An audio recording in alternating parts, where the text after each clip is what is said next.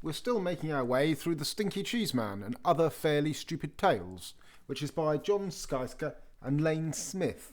The next tale is about Little Red Running Shorts.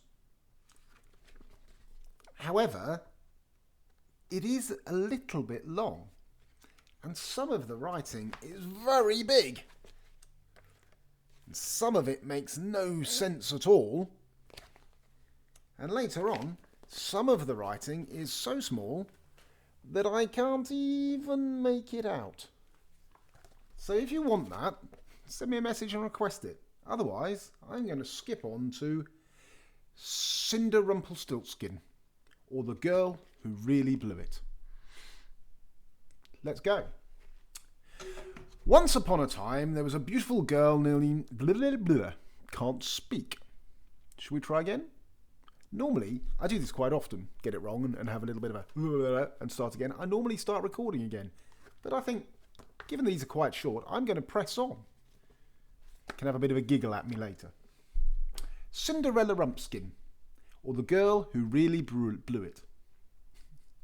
Once upon a time, there was a beautiful girl named Cinderella, who lived with her wicked stepmother and 2 ugly stepsisters. These step-relatives were not only wicked and ugly, they also made Cinderella clean the house every day. There she is. One day, the local prince announced he was holding a fabulous ball at the local castle. Everyone was invited. The stepmother and stepsisters got all dressed up to go, but, as usual, they made Cinderella clean the house, so she didn't have time to get ready. After the stepmother and stepsisters left for the ball, Cinderella sat down and began to cry. Just then, a little man appeared. "Please don't cry," he said. "I can help you spin straw into gold." "I'm not sure that'll do me much good," said Cinderella. "I need a fancy dress, some glass slippers and a coach." "Would you like to try and guess my name?" said the clever little man. Cinderella looked at him. "No, not really." "Oh, come on. Do you think it's Chester?" "Well, if you don't have a dress, it doesn't really matter."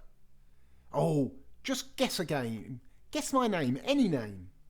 I'm not really supposed to talk to strangers," said Cinderella. Then she closed the door and left the little man standing outside screaming, "Rumpelstiltskin! Rumpelstiltskin! Rumpelstiltskin!"